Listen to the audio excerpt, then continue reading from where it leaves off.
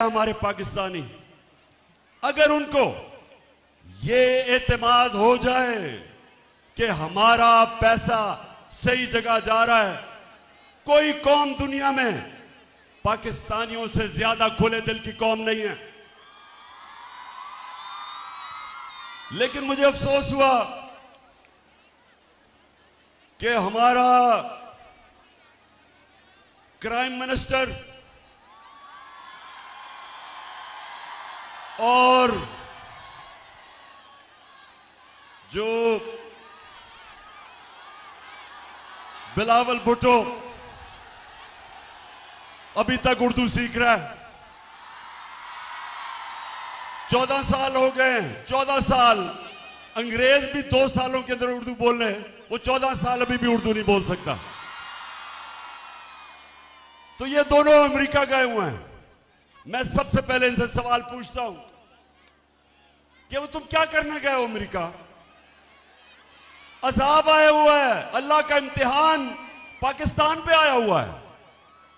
सारी दुनिया, वो एक अमेरिकी एक्ट्रेस भी आई हुई है सैलाब मुतासरीन की मदद करने, तो आप यहां से उठ के उधर किधर चले गए हैं? वहां क्या कर रहे हैं? पहले तो मैं ये बता दूं कि वहां महंगे तरीन होटलों के अंदर ठहरे हुए हैं, महंगे तरीन होटलों में। एक तरफ शहबाज शरीफ भीख मांगने जा रहा है और दूसरी तरफ जिनसे भीख मांग रहे हैं उनको शो मारने के लिए सबसे महंगे होटलों में ठहरे हुए हैं। जरा पहले, अच्छा मैंने आज आपको बड़ी वीडियोस दिखानी है। मैं चाहता हूं कि मेरी कौम में जो शऊर आ रहा है, मैं तो अल्लाह का शुक्र अदा करता हूं कि अल्लाह प्राइम मिनिस्टर बनने से कई ज्यादा मैं जो अल्लाह का शुक्र करता हूं कि जो मेरी कौम आज जाग गई है, जो शऊर आ गया। क्योंकि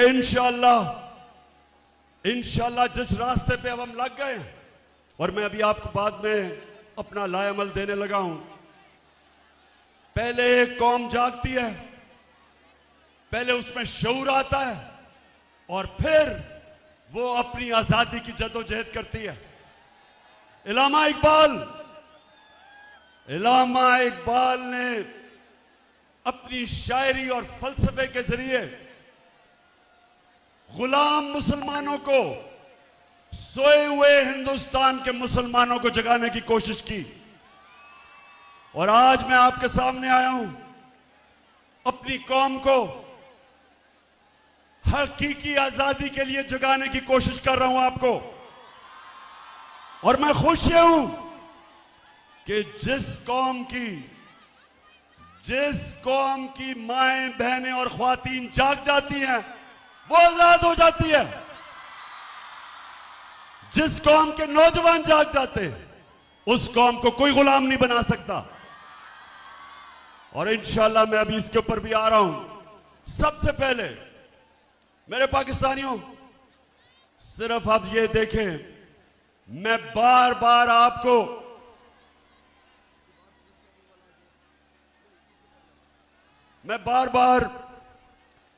आपको एक बताना चाहता हूं कि आप एक अजीम कौम हो।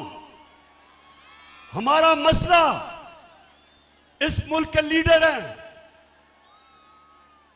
कौम गैरतमंद, कौम आजादी चाहती है, कौम खुददार है। कौम उस नारे के ऊपर पाकिस्तान बना था जो आपके सबके दिलों के अंदर वो नारा है कि पाकिस्तान का मतलब क्या? ला इलाहा इल्लल्लाह के नारे पे एक गैरतमंद कौम बनती है। जब वो अल्लाह से दावा करते हैं कि अल्लाह तेरे सिवा किसी के सामने नहीं झुकते। अब मैं आपको दिखाना चाहता हूं कि उस कौम का जब इस तरह का लीडर आता है, वो देखें जरा। Some news from overseas. The Prime Minister of Pakistan met with Vladimir Putin, and it looked like he was really struggling with his translation headphones. Take a look at this. ये जरा देखते जाएं कि जिस तरह स्कूल का बच्चा headmaster के सामने बैठा है। Уважаемый господин премьер-министр,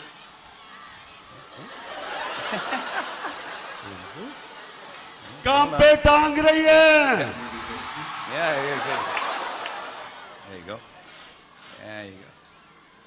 There we go. уважаемый господин премьер-министр, идет перевод, все нормально?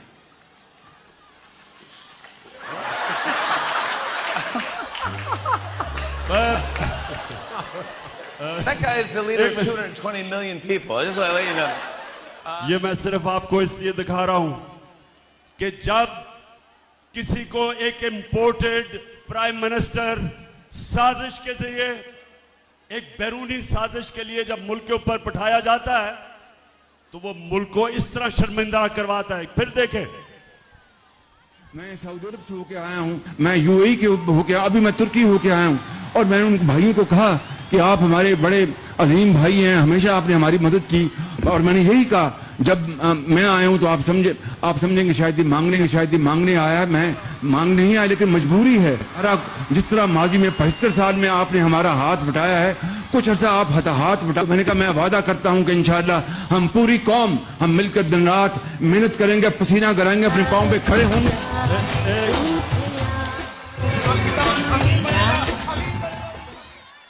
अब सुनो,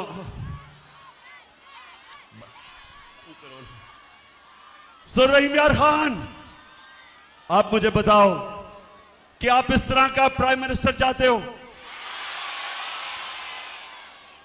अभी जरा आप देखें, ये जरा देखें कि यूनाइटेड नेशंस का सेक्रेटरी जनरल आया जब पाकिस्तान, वो बेचारा फ्लड मुतासरीन के लिए आया था देखने के लिए, तो ये जरा देखें क्या करता है वो शहबाज शरीफ। Thank you very much, General Secretary, and I assure you, whatever support we get from your institution and through your institution, I give you my word of honor, along with all these ladies and gentlemen sitting on this table, ministers, general officers, government officials, ladies and gentlemen, that every penny we get from you or from wherever, we will spend it most transparently and in the interest of these.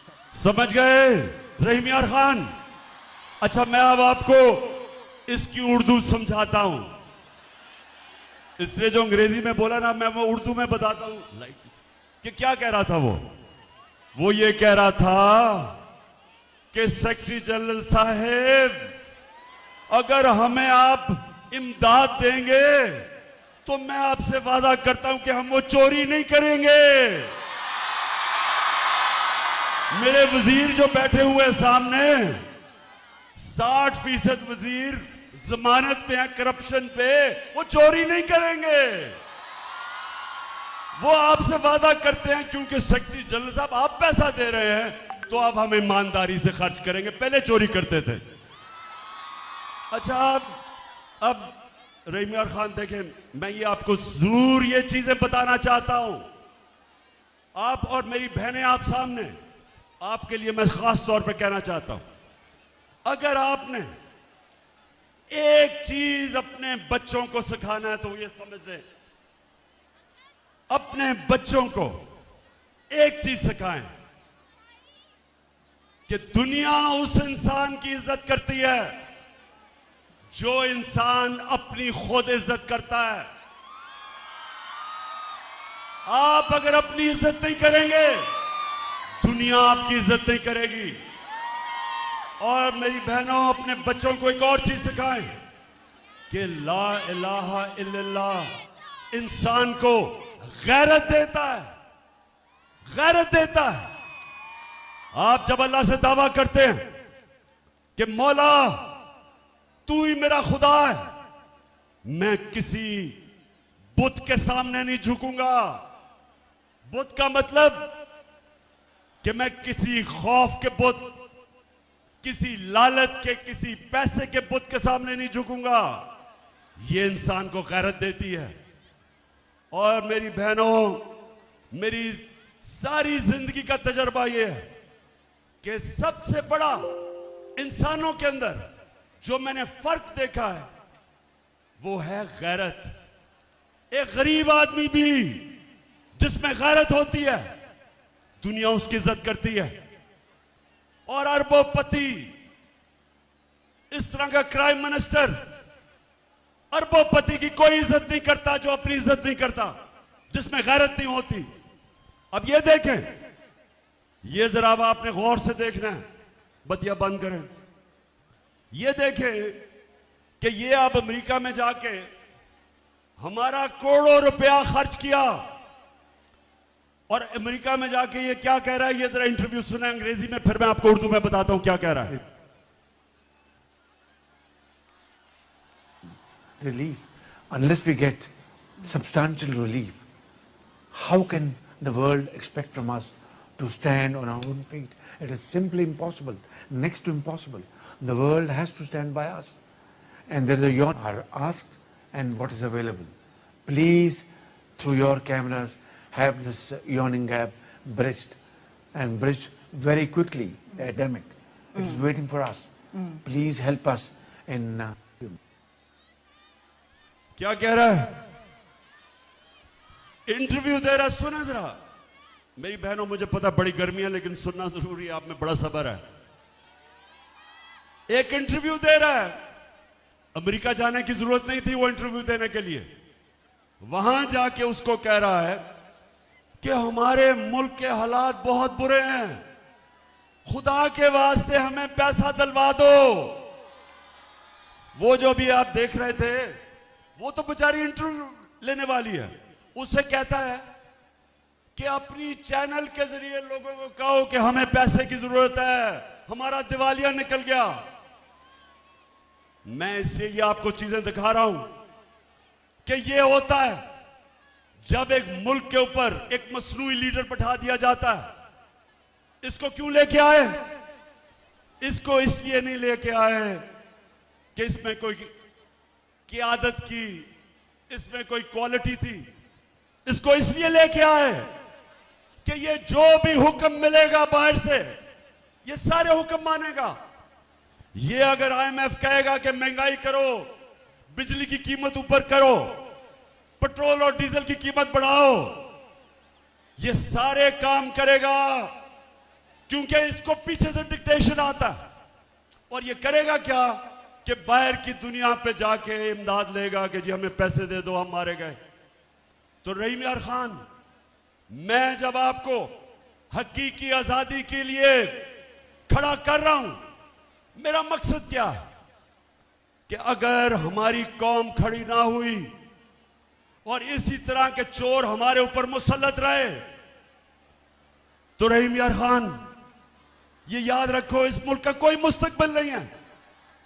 इस मुल्क का कोई मुस्तकबिल नहीं है अगर इस तरह के करप्ट लोग, जिसको सजा होने वाली थी FIA के केस में, शहबाज शरीफ और इसके बेटे को सजा होने वाली थी 16 अरब रुपए की,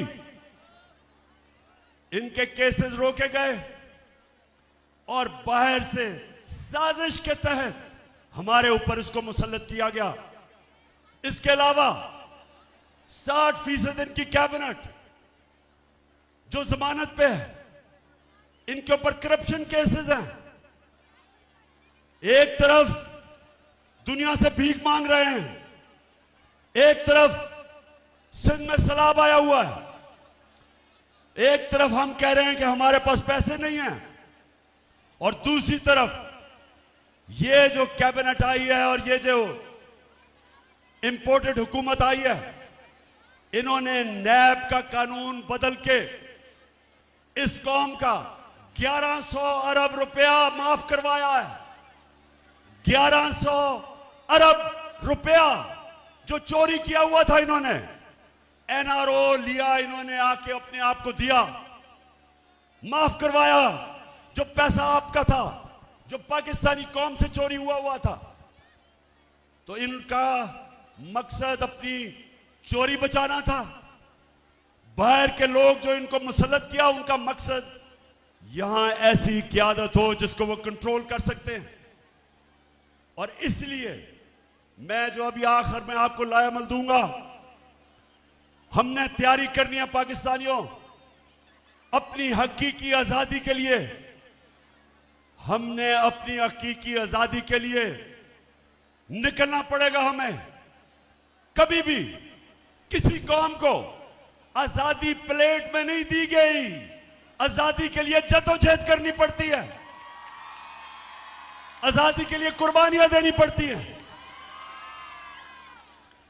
मैं अब अपनी कौम के सामने 2-3 चीजें अब आपके सामने रखने जा रहा हूं। मैं चाहता हूं कि बड़ा गौर से मेरी बात सुननी है, क्योंकि सारे जितने भी